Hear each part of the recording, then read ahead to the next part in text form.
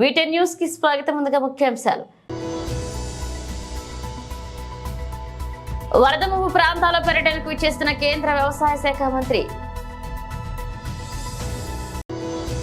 కాంగ్రెస్ అసమర్థ పాలనలో గత 8 నెలల మహిళలపై 18 పైగా అత్యాచారాలు, అఘాయిత్యాలు మండిపడిన సబితా ఇంద్రారెడ్డి. నిరసన బాట పట్టిన బాసాల ట్రిప్లైచి విద్యార్థులు.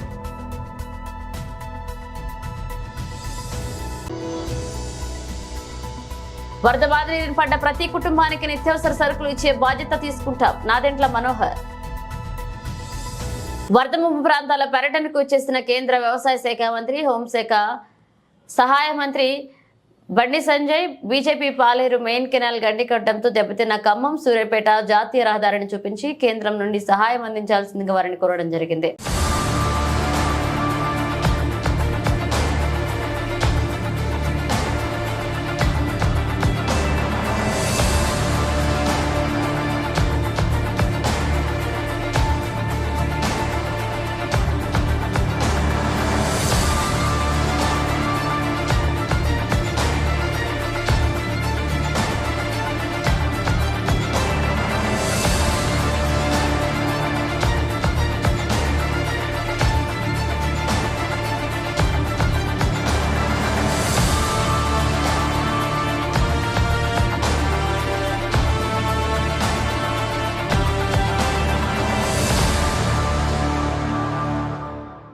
కాంగ్రెస్ అసమర్థ పాలనలో గత 8 నెలల మహిళలపై 1800కు పైగా అత్యాచారాలు, అఘాయిత్యాలు జరిగాయన్నారు. మహిళల పట్ల చులకనాభావం ఈ ప్రభుత్వంలో కనిపిస్తుందని, ముఖ్యమంత్రి కనీసం ఇలాంటి ఘటనలపై స్పందించే సమయం లేదని మాజీ మంత్రి ఎమ్మెల్యే సబితా ఇంద్రారెడ్డి ఆరోపించారు. జైనూర్ సంఘటనలో బాధితురాలు ఎవరైతే ఉన్నారో ఆవిడని ఈరోజు బీఆర్ఎస్ పార్టీ తరఫున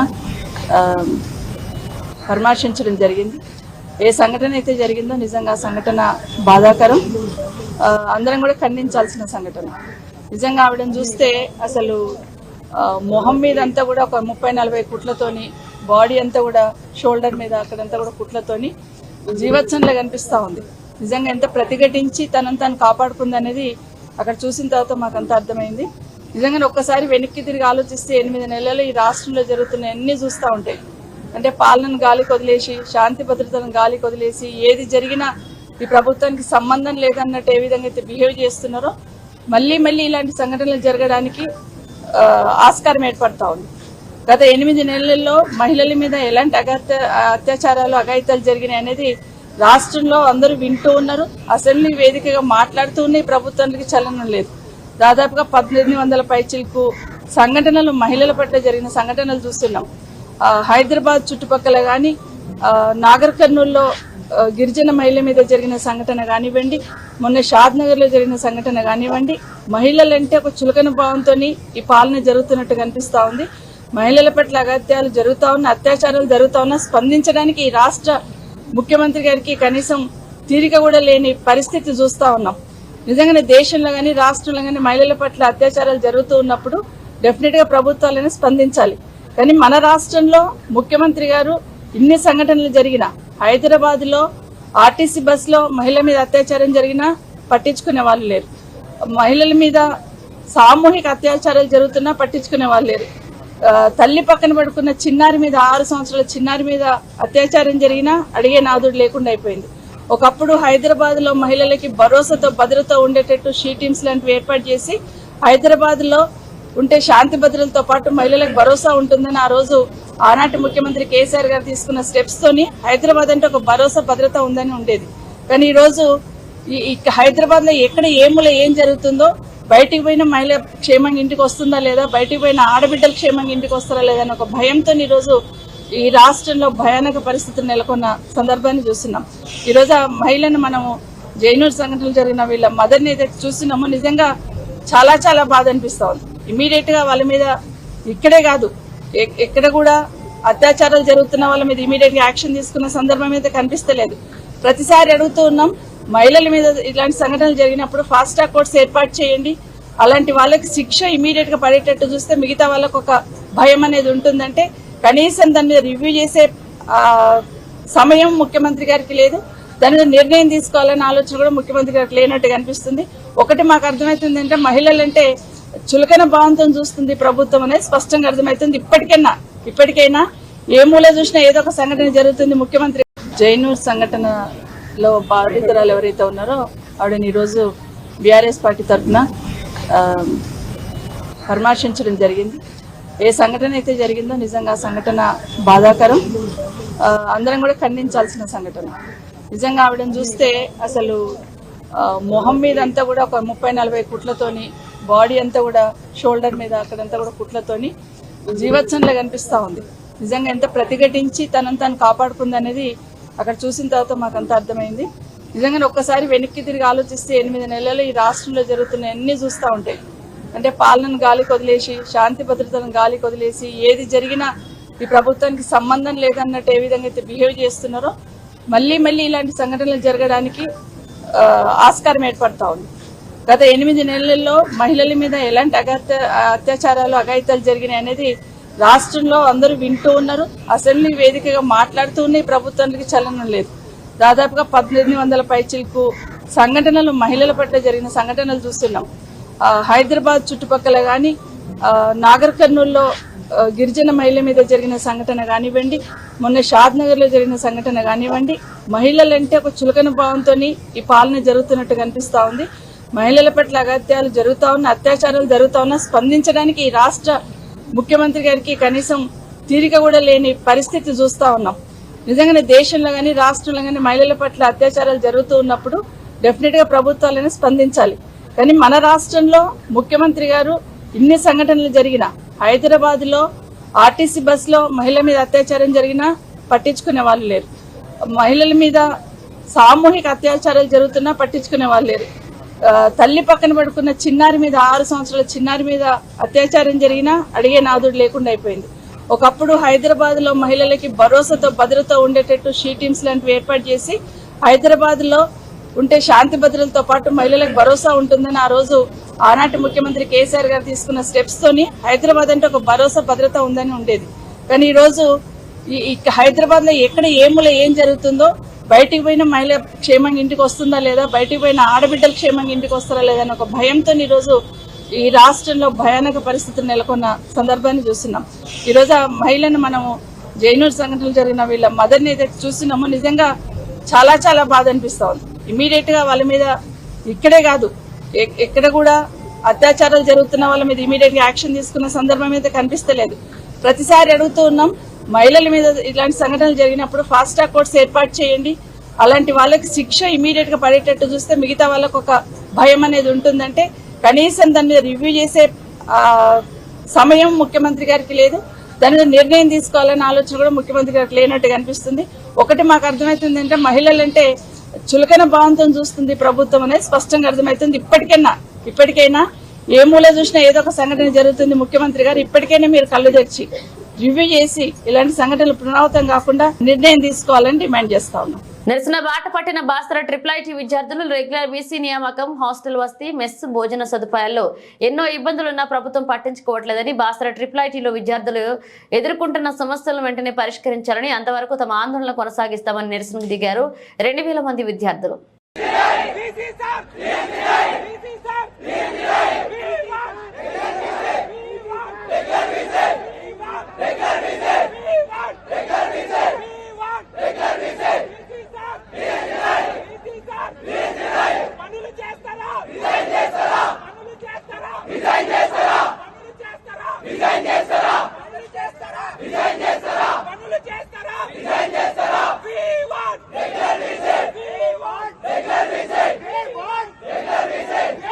వరద బాధిత బారిన పడ్డ ప్రతి కుటుంబానికి నిత్యావసర సరుకులు ఇచ్చే బాధ్యత తీసుకుంటామన్నారు మంత్రి నాదెండ్ల మనోహర్. గౌరవ ముఖ్యమంత్రి గారి ఆదేశాల మేరకు రాష్ట్ర వ్యాప్తంగా మొన్న జరిగిన అధిక వర్షాలు, వరదల వలన అనేక ప్రాంతాల్లో ముంపు గురైన కుటుంబాలందరికీ కూడా ఉచితంగా రాష్ట్ర ప్రభుత్వం నుంచి, పౌర సరఫరా శాఖ నుంచి మరియు మార్కెటింగ్ శాఖ నుంచి సరుకులు అందించడం అని ఆయన నిర్ణయించారు.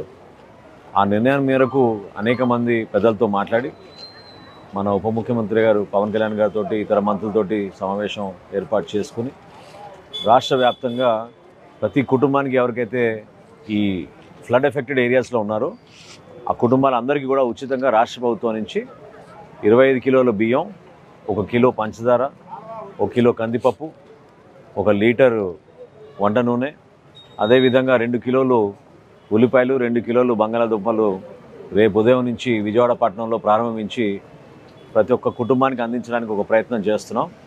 ఇది కొంచెం గతంలో ఎప్పుడు జరగని విధంగా ఇంటింటికి సరఫరా చేయమని ముఖ్యమంత్రి గారు కోరారు.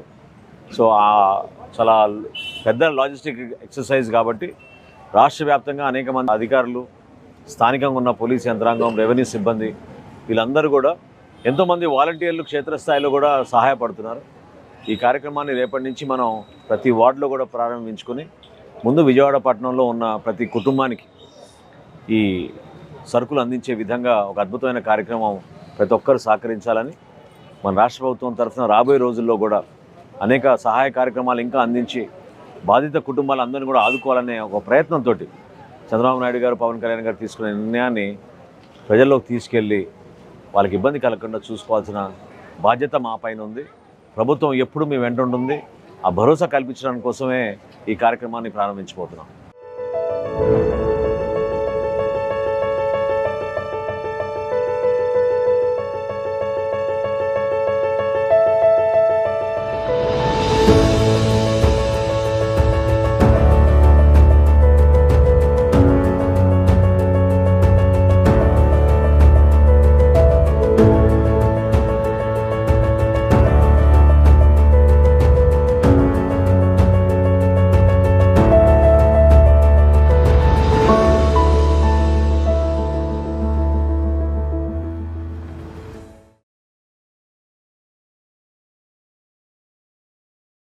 శ్రీ సత్యసాయి జిల్లా పుట్టపర్తి నియోజకవర్గం మాజీ మంత్రి వరలపల్లె రఘునాథ్ రెడ్డి కుమారుడు పల్లె వెంకటకృష్ణ కిషోర్ రెడ్డి జన్మదినం శుభాకాంక్షలు తెలియజేశారు.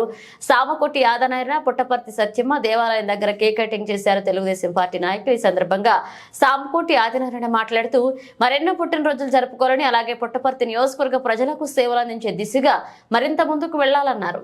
సంస్థల అధినేత మాజీ మంత్రివర్యులు శ్రీ పల్లె రఘునాథ్ రెడ్డి గారి కుమారుడు పల్లె వెంకట కిషోర్ కృష్ణారెడ్డి గారి జన్మదిన సందర్భంగా ఈరోజు తెలుగుదేశం పార్టీ నాయకులు, అభిమానులందరూ కూడా సత్యమ్మ దేవాలయం దగ్గర కేక్ కట్ చేసి శుభాకాంక్షలు తెలియజేయడం జరిగింది. ఎంతోమంది పేద విద్యార్థులకు చదువు చెబుతూ తనదైన శైలిలో ఆయన అన్ని రంగాల్లో కూడా, ఇటు విద్యారంగంలో కానీ, ఇటు రాజకీయ రంగంలో కానీ మనం చూస్తున్నాం. 2014, 19, 24 ఎలక్షన్స్లో కూడా తండ్రి ఎమ్మెల్యేగా నిలబడినప్పుడు, మరి భార్య ఎమ్మెల్యేగా నిలబడినప్పుడు కూడా అనేకమైనటువంటి కృషి చేసి తెలుగుదేశం పార్టీ గెలుపులో తనదైన ముద్ర వేసుకున్నటువంటి పల్లె కిషోర్ కృష్ణారెడ్డి గారు యువనాయకుడు. మా యువతకంతా కూడా ఆదర్శంగా ఉన్నాడు. చాలా మంచి వ్యక్తి. అలాంటి వ్యక్తి జన్మదినం జరుపుకోవడం మాకు చాలా ఆనందంగా ఉంది. తెలుగుదేశం పార్టీకి ఎల్లవేళలా వారి సేవలు అవసరమని తెలియజేస్తున్నారు. లడ్డు వేలంపాటలో ప్రపంచ వ్యాప్తంగా తనకంటూ ప్రత్యేక స్థానం ఏర్పరచుకున్న బాలాపూర్ గణేష్ విగ్రహం 7 గణేష్ నవరాత్రులకు ధూల్పేటలో సర్వాంగ సుందరంగా ముస్తాబైంది. ధూల్పేటకు చెందిన కళాకారుడు లక్ష్మీనారాయణ సింగ్ ఆధ్వర్యంలో 25 మంది కళాకారుల బృందం 23 ఫీట్ల ఎత్తైన భారీ విగ్రహాన్ని తయారు చేశారు. ఆ విగ్రహం తలపై భాగంలో అమృతం కోసం సముద్రంలో మందర పర్వతాన్ని దేవతలు, రాక్షసులు మదనం చేస్తున్నట్లుగా తీర్చిదిద్దారు. కూర్చున్న ఆకృతిలో కనిపించే బొజ్జగనపయ్య ఒక చేతిలో సింహం చిత్రాలతో కూడిన త్రిశూలం, రెండవ చేతిలో ఓంకారం, మూడవ చేతిలో గొడ్డలి, నాలుగవ చేతిలో లడ్డు పెట్టే వీలుగా విగ్రహాన్ని తీర్చిదిద్దారు. అంతేగాక ఎడమ చెవి పక్కన లక్ష్మీదేవి, కుడి చెవి పక్కన కమలంపై సరస్వతి దేవి కనిపించే విధంగా తయారు చేసిన గణేష్ విగ్రహం విశేషంగా ఆకట్టుకుంది.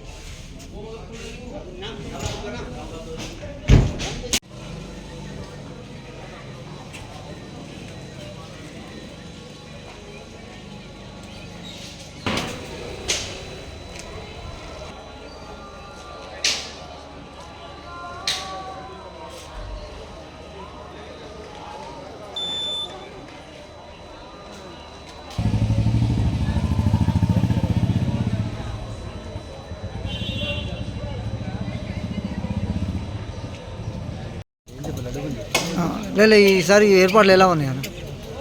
ఈ సంవత్సరం ప్రత్యేకంగా ఉత్తరప్రదేశ్లోని రామాలయం రామ మందిరం ఉన్నది, అలాగని అయోధ్య రామ మందిరం కోసం ఈసారి ప్రత్యేకంగా ఈ ఏర్పాటు చేయడం జరుగుతుంది.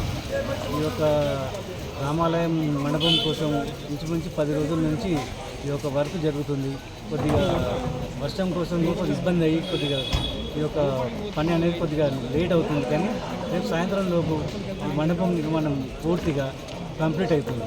ఈ సంవత్సరం వినాయకుని పూజ సాయంత్రం రేపు 6 గంటలకు ప్రారంభమై ఉత్సవ సమితి కమిటీ సభ్యులు మొదట పూజ చేసుకుంటారు. 1 గంట నుంచి 1.5 సేపు ఈ యొక్క పూజా కార్యక్రమం ఉంటుంది. ఆ తర్వాత ఊరి ప్రజలందరూ నాయకులైనా సరే విఐపీస్ ఎవరైనా వచ్చినా సరే వాళ్ళకు పూజా కార్యక్రమంలో వాళ్ళు పాల్గొంటారు. లాస్ట్ టైం లడ్డు వేలంపాటలో ఈసారి ఎంత పలుకుతుంది అనుకుంటాం? గత సంవత్సరం 27 లక్షల రూపాయలకు లడ్డు వేయింది. ఈ సంవత్సరం 27 అంటే 30 లక్షల దాకా పోతుందని నేను కమిటీ సభ్యులు అనుకుంటున్నాను. కానీ లడ్డు ఎంత పోతుంది, ఎవరికి పోతుంది అనేది మాత్రం భగవంతుని ఒక ఆశీర్వాదం ఎవరికి ఉంటుందో వాళ్ళకి ఒక లడ్డు తగ్గుతుంది. ఈసారి లడ్డు వేలంపాటలో కొత్త పంద నిర్వహిస్తున్నారని ఒక టాక్ వచ్చింది. ఎందుకంటే లడ్డు వేలంపాట వాటలు ఫస్ట్ డిపాజిట్ చేయాలని. గత సంవత్సరం నుంచి బాలాపూర్ వాస్తవులు అయితేనేమో ఈసారి లడ్డు కొంటే నెక్స్ట్ ఇయర్ వినాయకుని నిమజ్జనం రోజు ఇస్తుండే, కానీ ఈ సంవత్సరం కొత్త నిబంధన పెట్టినాం. ఎందుకంటే బాలాపూర్ ప్రజలైనా సరే ఎవరైనా సరే లడ్డు వేలంపాటలో పాల్గొనాలంటే గత సంవత్సరం 27 లక్షల రూపాయలకి లడ్డు పోయిందో ఆ 27 లక్షలు ఈసారి మా దగ్గర ఉత్సవ సమితి డిపాజిట్ చేస్తేనే వాళ్ళ పేరు నమోదు చేయడం జరుగుతుంది. వాళ్ళ పేరు ఫైనల్ రోజు ప్రకటించడం జరుగుతుంది. ఎంతమంది వేలంపాటలు ఉంటుందో అప్పుడు ఫైనల్ చేసిన తర్వాత ఒక లిస్ట్ అనేది వస్తుంది. ఆ తర్వాతనే వాళ్ళ పేరు లిస్ట్లో వచ్చిన తర్వాత పేరు నమోదు చేసిన తర్వాత చదువుతుంది. ఎంతమంది పాల్గొనబోతున్నారు లడ్డు వేలంపాట? ఇప్పటికి మాత్రం ఒక 3 నుంచి 4 కొత్త సభ్యులు అయితే మాకు సంప్రదించారు. వాళ్ళకి చెప్పినాం ఒక 3-4 డేస్ తర్వాత వచ్చి మాతో కలిసి మాట్లాడిన తర్వాత దాని గురించి ఏమేమి ఉంటుందో పొజిషన్ దాని ప్రకారం మీరు ఫాలో అయితే మీ పేరు నమోదు చేసుకున్న తర్వాత డబ్బులు మాకు డిపాజిట్ చేస్తే మీ పేరు ఆ లిస్టులో నమోదు చేస్తారు. లడ్డు కొన్న తర్వాత తీసుకున్న వాళ్ళు ఎట్లా ఫీల్ అయ్యారు? లడ్డు కొన్న తర్వాత లాస్ట్ ఇయర్ అయితే రెడ్డి సార్ కొన్నాడు, ఆయన ఇక్కడ మీ పక్కకే ఉన్నాడు. ఆయన గురించి ఆయన ఇంటర్వ్యూ తీసుకున్న తర్వాత ఆయన ఏమంటుండో ఆ విషయం మీరు ఆయనతో మాట్లాడండి. మీది ఓకే. నా పేరు దాసర్ దయానంద్ రెడ్డి. 2022లో కూడా నేను లడ్డు ఇక్కడే బాలాపూర్ లడ్డు వేలంపాటలో ఫస్ట్ వచ్చాను. ఫస్ట్ వచ్చి మా తుర్కయంజాల్ మున్సిపాలిటీలో పాటిగూడ గ్రామం చిన్న విలేజ్, ఆ విలేజ్ నుంచి నేను ఇక్కడికి రావడం జరిగింది. 2022లో లడ్డు వేలంపాటలో పాల్గొని ఒక 26,40,000 రూపాయల్లో నేను ఆగిపోయాను. అక్కడికి నేను సెకండ్ ప్లేస్ వచ్చాను. గత సంవత్సరం 2023లో వంగేటి లక్ష్మారెడ్డి అన్న గారు అంటూ వాళ్ళకు కైవసం చేసుకోవడం జరిగింది. మళ్ళా 2023లో అదే వేలంపాటలో నేను పాల్గొనడం జరిగింది. పాల్గొన్న తర్వాత గత సంవత్సరం 27 లక్షల రూపాయలకు అనూహ్యంగా నాకు ఆ లడ్డు వేలంపాటలో నాకు దక్కడం ఎంతో అభినందనీయం, శోచనీయంగా, గర్వంగా ఫీల్ అవుతున్నాను. లడ్డు ఇక్కడ ప్రపంచ దేశాల్లో అన్ని చూస్తున్నాం, ఎన్నో మండపాలు ఉన్నాయి. గణేశుడు అంటే ఖైరతాబాద్, లడ్డు ప్రసాదం అంటే బాలాపూర్. ఆ ప్రాముఖ్యత ఉంది కాబట్టే కదా మన ప్రపంచ దేశాలంతా నలువైపు బాలాపూర్ వైపు చూస్తున్నది, ఆ లడ్డు వేలంపాటలో పాల్గొనే వాళ్ళని చూసి. ఆ లడ్డు యొక్క ప్రాముఖ్యత తెలుసుకునే కదా నేను కూడా వచ్చి ఇక్కడ జరగడం జరిగింది. లడ్డు తీసుకున్న తర్వాత మానసికంగా కానీ ప్రశాంతతగా ఉన్నాను, వ్యాపార పరంగానే కానీ అన్ని రకాలుగా నేను ఇప్పుడు సంతోషంగా ఉన్నాను. లడ్డు కొన్న తర్వాత కుటుంబ సమేతంగా పిల్లలు, తల్లి అందరు కృషి వల్ల నాకు ఈ లడ్డు వాళ్ళ సమక్షంలో వాళ్ళు తీసుకోవాలని అందరూ ఏకపాటిగా నిర్ణయం తీసుకొని పోరాడాము. 2 years 2023లో నాకు లడ్డు దక్కింది. 100% లడ్డు వేలంపాటలో ఈ లడ్డు ప్రసాదం దక్కిన తర్వాత నాకు మళ్ళీ ఎగ్జామ్మెంట్ ఉంటుంది కదా, నేను ఖచ్చితంగా ఈసారి వేలంపాటలో 100% ఉన్నాను. ముందంజలు ఉండాలన్నా భగవంతుని కోరుకొని కానీ ఇక్కడికి వచ్చాను. లడ్డు కొనుక్కుంది మీరు ఎలా ఉండేవారు? లడ్డు బాలాపూర్ గణేష్ లడ్డు కొన్న తర్వాత ఎలాంటి అభివృద్ధి చెందింది? మీరు చూడండి, లడ్డు వేలంపాట కన్నా ముందు ఇప్పుడు ఏముంటుంది, రియల్ ఎస్టేట్ వ్యాపారంలో ఉన్నాము. అవి రేట్లు పెరుగుతాయి. ఆ రేట్లు పెరగడము దైవ సూచికమే కదా. సో దేవుని మనం భక్తి రూపాయి పెడుతున్నాం, భగవంతుడు మనం రూపాయలు ఇస్తున్నాం. సో లడ్డు, బాలాపూర్ లడ్డు ప్రాముఖ్యత బాలాపూర్ లడ్డే. ఇక్కడ మెయిన్ ఆర్గనైజేషన్ వాళ్ళకు ఎంతో రుణపడి ఉండాలి. ఎందుకంటే చిన్న అవాంఛనీయ సంఘటన జరగకుండా ఇంత పీస్ఫుల్గా, ఇంత నీట్గా, ఇంత చిన్న రోడ్లో కూడా ఇంత ఆర్గనైజేషన్ చేయడం అనేది చాలా అద్భుతం. ఎందుకంటే ఆ దైవ బలం ఉంది కాబట్టి ఇక్కడ ఏ ఒక్క చిన్న సంఘటన కూడా ఇప్పటివరకు జరగలే. ఆ భగవంతుని యొక్క ఆశీర్వాదంతో ఇంత చిన్న రోడ్లో కూడా ఈ రోజు వరకు ఎలాంటి ఆటో జరగలే. అదే ఈ బాలాపూర్ ప్రాముఖ్యత, లడ్డు దేవుని ప్రాముఖ్యత ఇక్కడ. IPL franchise Chennai super kings cricket limited ఆదాయం ఈసారి రాకెట్లా ఎగబాకింది. ఈ ఏడాది మార్చితో ముగిసిన ఆర్థిక సంవత్సరంలో 340% నికర లాభాన్ని నమోదు చేసింది. గత ఆర్థిక సంవత్సరంలో 52 కోట్ల ఆదాయం మాత్రమే సాధించగా ఈసారి అది 229.20 కోట్లకు చేరుకుంది. బీసీసీఐ కేంద్ర హక్కులు పెరిగిన టికెట్ల విక్రయాలు ఈ లాభాలకు కారణంగా తెలుస్తుంది. ఇక 2023 ఆర్థిక సంవత్సరంలో 292.34 కోట్లుగా ఉన్న మొత్తం ఆదాయం 131% వృద్ధి చెంది 676.40 కోట్లకు చేరుతుంది. ఇక 5 టైటిళ్లు, 10 సార్లు ఫైనల్ కు ఐపీఎల్ లో నిలకడగా రాణిస్తున్న సిఎస్కే జట్టు 5 టైటిళ్లు గెలుచుకుంది, 10 సార్లు ఫైనల్ చేరుకుంది. ఇక 12 సార్లు ప్లే అప్ కు అర్హత సాధించింది. 17వ ఐపీఎల్ సీజన్ లో మాత్రం జట్టు పేలవ ప్రదర్శన కనపరిచింది. ఇక నాకౌట్ దశ కూడా చేరుకోలేకపోయింది. Super Kings Ventures Private Limited కు తమిళనాడులో మొత్తం 9 కేంద్రాలు, 2 అంతర్జాతీయ క్రికెట్ అకాడమీలు ఉన్నాయి. చెన్నై, సేలంలోని క్రికెట్ అకాడమీలు 1011 మంది విద్యార్థులకు శిక్షణిచ్చే వీరులు 19 మంది వివిధ స్థాయిల్లో తమిళనాడుకు ప్రాతినిధ్యం వహించారు. బులెటిన్ ముగించే ముందు హెడ్లైన్స్ మరోసారి. వరద ముంపు ప్రాంతాల పర్యటనకు ఇచ్చేస్తున్న కేంద్ర వ్యవసాయ శాఖ మంత్రి. కాంగ్రెస్ అసమర్థ పాలనలో గత 8 నెలల మహిళలపై 18 పైగా అత్యాచారాలు, అఘాయిత్యాలు మండిపడిన సవితా ఇంద్రారెడ్డి. నిరసన బాట పట్టిన బాసాల ట్రిప్లైచ్ విద్యార్థులు.